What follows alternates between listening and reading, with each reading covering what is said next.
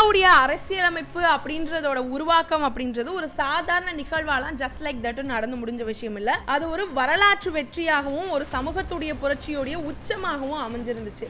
ஆனா இன்னைக்கு அந்த அரசியலமைப்புடைய ஆதாரங்களும் சரி, அதோடைய சமூக நீதி கோட்பாடுகளும் நம்ம உண்மையிலே புரிஞ்சுக்கிட்ட ஒரு விஷயமான்னு கேட்டா அது மிகப்பெரிய கேள்விதான்.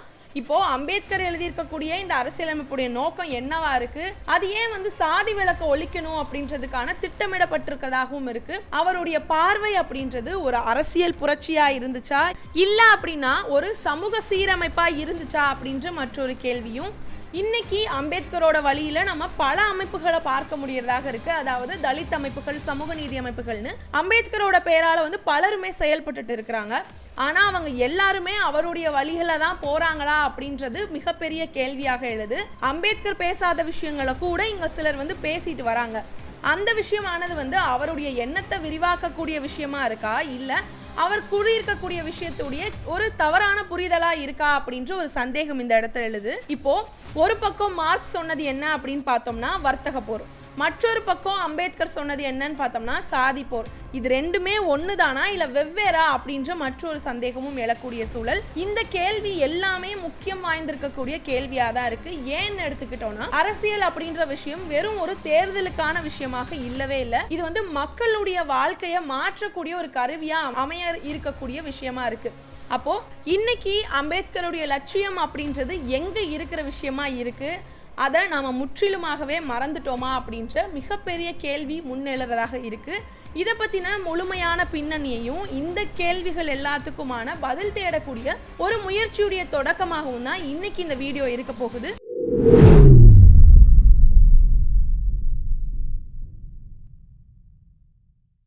கோபாசை நண்பர்களுக்கு வணக்கம். வீடியோக்குள்ள போறதுக்கு முன்னாடி மறக்காம சேனலை சப்ஸ்கிரைப் பண்ணிக்கோங்க. அப்படியே இந்த வீடியோக்கு ஒரு லைக் பண்ணிட்டு உங்களுடைய கருத்துக்களை மறக்காம கமெண்ட் செக்ஷன்ல பதிவிட்டுருங்க. இப்போ அம்பேத்கர் உருவாக்கி இருந்த இந்த இந்திய அரசியலமைப்பு அப்படின்ற ஒரு விஷயம் முக்கியமான சமூக மாற்றத்துடைய முயற்சியா அமைஞ்சுது. எடுத்துக்காட்டுக்கு சாதி, மதம், வகுப்பு இந்த மாதிரியான பிளவுகள்ல இருந்து சமூகத்துல மனித உரிமைகள்னு ஒன்று, சமத்துவம் அப்படின்றதும், தீண்டாமை ஒழிப்பு இப்படின்ற மாதிரியான கொள்கை எல்லாத்தையும் மையமாக வச்சு தான் இந்த அரசியலமைப்பு அப்படின்ற விஷயம் உருவாக்கப்பட்டுச்சு. இன்றைய காலத்தில் நம்ம எல்லாருமே அரசியலமைப்புடைய வெளிப்படையான ஒரு அம்சங்களையே அதாவது கொடியோ இல்லை தேசிய விழாக்களையோ இல்லை விழிப்புணர்வு மாதிரியான பெரியதாக அந்த விஷயங்கள் எல்லாத்தையும் நம்ம கொண்டாடப்பட்டுட்டு இருக்கிறோம். ஆனால் அதோடைய உண்மையான நோக்கமோ ஒரு சமத்துவமான மனித உரிமைகளை மதிக்கக்கூடிய சமுதாயத்தை உருவாக்குறது தான் அப்படின்ற விஷயத்தை இந்த இடத்துல நம்ம மறந்துட்டதாக தான் இருக்கு. இப்போ பொதுவா அம்பேத்கருடைய இந்த அரசியலமைப்பு அப்படின்ற விஷயம் சரித்திரத்திலே ஒரு பெரிய மாற்றத்தை சுட்டி காட்டியிருக்கு அப்படின்றது நமக்கு எல்லாருக்கும் தெரிஞ்ச விஷயம் தான். ஆனா அதை நம்ம இன்னைக்கு பின்பற்றிட்டு இருக்கிறோமா அப்படின்னு கேட்டா கிடையாது. நம்ம அதை பின்பற்றதுக்கு மறந்துட்டு ஆண்டுதோறுமே அதை ஒரு விழாவா நினைச்சு கொண்டாடிட்டு இருக்கிறது தான் முக்கியத்துவமாக நம்ம பார்த்துட்டு இருக்கிறோம். அதோடவே இந்த அரசியலமைப்புடைய அடிப்படை சட்டங்கள் பல முறை நீதிமன்றங்களில் பெரிய அளவுக்கான சவால்களுக்கு எல்லாத்துக்குமே உட்படுத்தப்பட்டிருக்கு. அதோட நீதிமன்றத்தில் இதுல பல திருத்தங்களும் முன்வைக்கப்படுதுதான்.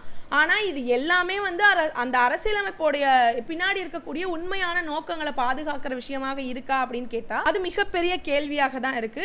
இந்த அரசியலமைப்பு அப்படின்றது பொதுவாக தலித் மக்களுக்கும் சரி, பிற பிற்படுத்தப்பட்டிருக்கக்கூடிய மக்களுக்கும் உரிய உரிமைகளை கிடைக்க வேணும் அப்படின்ற விஷயத்த இதில் முக்கியமானதாக கூறப்படுறதாக இருக்கு.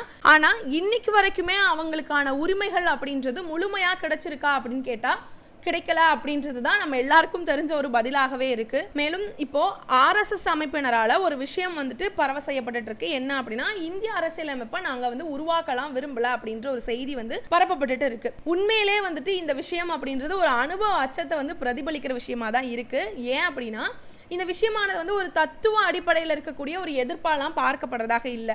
அது எல்லாத்துக்கும் மாறா முற்றிலுமாகவே இப்போ இந்த கருத்தானது பாரம்பரியமாக இருக்கக்கூடிய சாதி அமைப்புகளுக்கும் மத சபைகளும் வச்சிருக்கக்கூடியவங்களுக்கும் நம்மளுடைய ஆதிக்கத்தை இழந்துருவோமோ அப்படின்ற ஒரு பயத்துல இருந்து தான் வர விஷயமாக பார்க்கப்படுறதா இருக்கு. அதே போலவே தான் அரசியலமைப்பை உருவாக்கி புதிய இந்தியாவையே திட்டமிட்டே தாழ்த்தப்படுறதாக இருக்கு.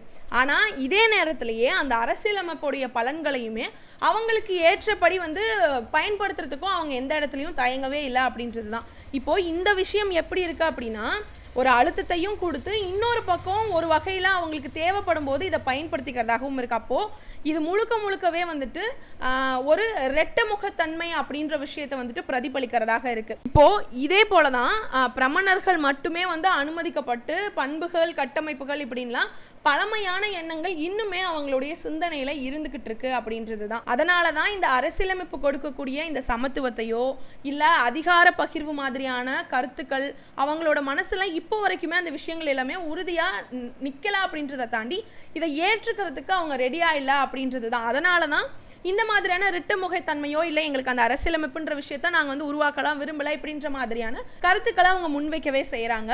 இதோட அரசியலமைப்புடைய வெளிப்படையான விஷயங்கள் வந்துட்டு அவங்க எதிர்க்கலை அப்படின்றது மாதிரி நமக்கு தோன்றினாலுமே சில இடத்துல இதை உருவாக்கி இருக்கக்கூடிய இப்போ இந்த அரசியலமைப்புன்ற விஷயம் பேசிக்காக உருவாக்கி இருக்கிறதாக நம்ம பார்க்கறது வந்து தலித்களுக்கோ இல்லை பிற்படுத்தப்பட்டிருக்கக்கூடிய சமூக தலைவர்களையோ வந்துட்டு இவங்க புறக்கணிக்கக்கூடிய வகையில தான் அவங்களுடைய செயல்முறைகள் வந்து முழுக்கவே பின்பற்றதாக இருக்கு அப்படின்றது தான் பார்க்க முடிய விஷயமாக இருக்கிறது இந்த இடத்துல. அப்போ இது வந்து முழுக்கவே வந்துட்டு மறைஞ்சிருக்கக்கூடிய அவங்களுடைய ஒரு விரோதத்துடைய, அதாவது இந்த ஜனநாயகத்துடைய அடிப்படையாக இருக்கக்கூடிய அந்த அரசியலமைப்பை அவங்க எதிர்க்கிறது அப்படின்றது முழுக்கவே இது வந்து அவங்க மனதில் மறைஞ்சிருக்கக்கூடிய விரோதத்துடைய ஒரு வடிவமாக தான் வந்துட்டு பிரதிபலிக்கவும் செய்யுது. சரி, இப்போ அதே போல் மார்க்ஸுடைய அரசியலுடைய பார்வை அப்படின்றது மேல் வர்க்கத்தில் இருக்கக்கூடியவங்க முழுக்கவே தங்களுடைய ஆதிக்கத்தை செயல்முறைப்படுத்துகிற இடமாக தான் இருந்துச்சு.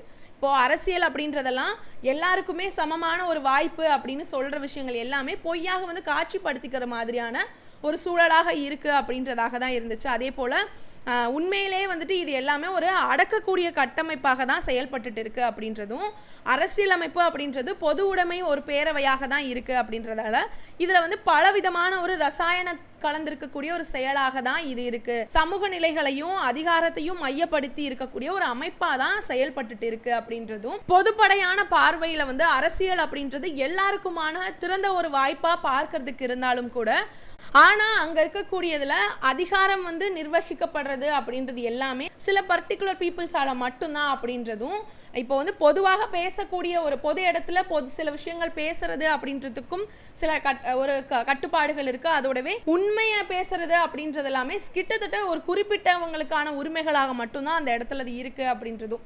மொத்தத்துல மார்க்ஸ் சொல்லியிருக்கிற விஷயம் என்ன அப்படின்னா, அரசியலமைப்பு அப்படின்றதெல்லாம் மாற்றப்பட வேண்டியது கிடையாது, அதை முற்றிலுமாகவே நம்ம வந்து அழிக்கணும் அப்படின்றது தான். அதோட ஒரு பூரண புதிய சமூக அமைப்பையுமே நம்ம உருவாக்கணும் அப்படின்ற ஒரு கருத்தாக இருந்துச்சு மார்க்ஸ் சொல்லியிருந்தது. இதே போலதான் இப்போ அம்பேத்கருடைய நோக்கம் என்னவா இருந்துச்சு அப்படின்னா, அது வந்து அரசியலமைக்க அழிக்கிறதாகலாம் எதுவுமே இல்லாம எல்லாமே சமூகத்தை வந்துட்டு மாற்றுறதுக்கான ஒரு சக்தியா அதை கையாளுறதுக்கான ஒரு பார்வையாக தான் அவர் அதை பார்த்தாரு. இப்போ அவருக்கு வந்து இந்த அரசியலமைப்பு அப்படின்றதெல்லாம் எப்படி இருந்துச்சுன்னா, மனித உரிமைகள், சுயமரியாதை, சமத்துவமான சில விஷயம் இப்படி மாதிரியான சில சட்ட வழியாக கொண்டு வந்து முன்னிறுத்துறதுக்கான ஒரு வழியாக தான் அரசியலமைப்பு அப்படின்ற விஷயத்தை வந்துட்டு அவர் கையாளணும்னு நினைச்சாரு.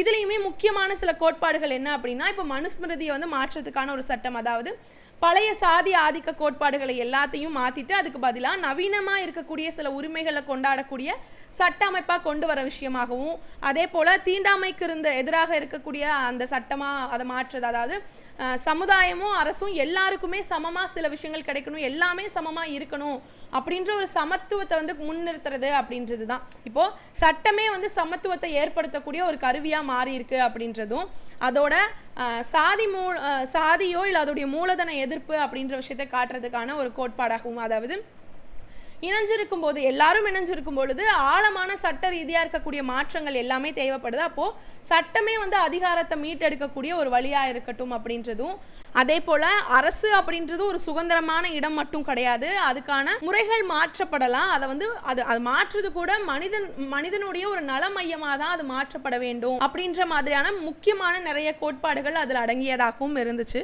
இப்போது அம்பேத்கருடைய கண்ணோட்டத்திலிருந்து பார்க்கும் பொழுது அரசியலமைப்பில் உரிமைகள்ன்ற விஷயம் எல்லாம் எழுதப்பட்டதாக இருந்ததோட பத்தாது, அது எல்லாமே நிஜமாகவும் செயல்பட வேண்டியதாக இருக்குது. அது மக்களுடைய வாழ்க்கையில் நிகழ்ந்து நல்லதை ஏற்படுத்தணும் அப்படின்றது தான் அரசியலமைப்பு அப்படின்றது. வெறும் சட்டத்துடைய கட்டமைப்பு மட்டும் கிடையாது, இது வந்து மனித வாழ்க்கையில் எல்லா பரிமாணங்களையும் மாற்றக்கூடிய ஒரு ஆற்றலை கொண்டிருக்க வேண்டிய விஷயமாக இருக்குது அப்படின்றது தான் அம்பேத்கருடைய சத்திய கோட்பாடு அப்படின்றது. இப்போது பொதுவாக மார்க்ஸுடைய பார்வையில் அரசுன்றது எல்லாமே மேலாதிக்கத்தினுடைய கருவி அப்படின்றதால அதை அடிப்படையிலிருந்தே அழிக்கணும் அப்படின்றது தான் அவருடைய அணுகுமுறை அப்படின்ற மாதிரியான ஒரு கோணமுள்ள விமர்சனமாக இருந்துச்சு. ஆனால் அம்பேத்கருடைய பார்வையிலிருந்து அரசியலமைப்பு வழியாக சமத்துவம் ஏற்படலாம் அப்படின்ற ஒரு நம்பிக்கையோட சட்டம், நீதிமன்றம், தேர்தல் அப்படின்ற மாதிரியான விழிப்புணர்வை ஒரு சமூக மாற்றத்துக்கான கருவியாக வந்துட்டு பயன்படுத்தினார். இது எல்லாத்துக்குமே மொத்தமாக மாற ஆர்எஸ்எஸ் வந்து தன்னுடைய பாரம்பரிய ஆதிக்கத்தை காப்பாற்றுறதுக்காக வந்துட்டு அதுக்கான ஒரு அடையாளமாக வந்து அரசியலை வளர்த்தும் உண்மையான சமத்துவத்தை எல்லாத்தையும் எதிர்த்து பேசக்கூடிய ஒரு சூழ்நிலைக்கு தள்ளி இப்போ செயல்பட்டுட்டும் இருக்கிறாங்க. இப்போ இங்கே ஆர்எஸ்எஸ் மாதிரியான அமைப்புகள் வந்து அரசியலமைப்பை பாரம்பரிய சாதி கட்டமைப்புகள் எல்லாம் காக்கிறதுக்கான கருவியாக பயன்படுத்திட்டு இருக்கிறாங்க. இப்போ அரசியலமைப்புன்ற விஷயம் வந்ததுக்கான நோக்கத்தையும் அதோடைய கோட்பாடையும் மாற்றி அது எல்லாத்துக்கும் எதிரான ஒரு விஷயமாக தான் பயன்படுத்திட்டு இருக்கிறாங்க.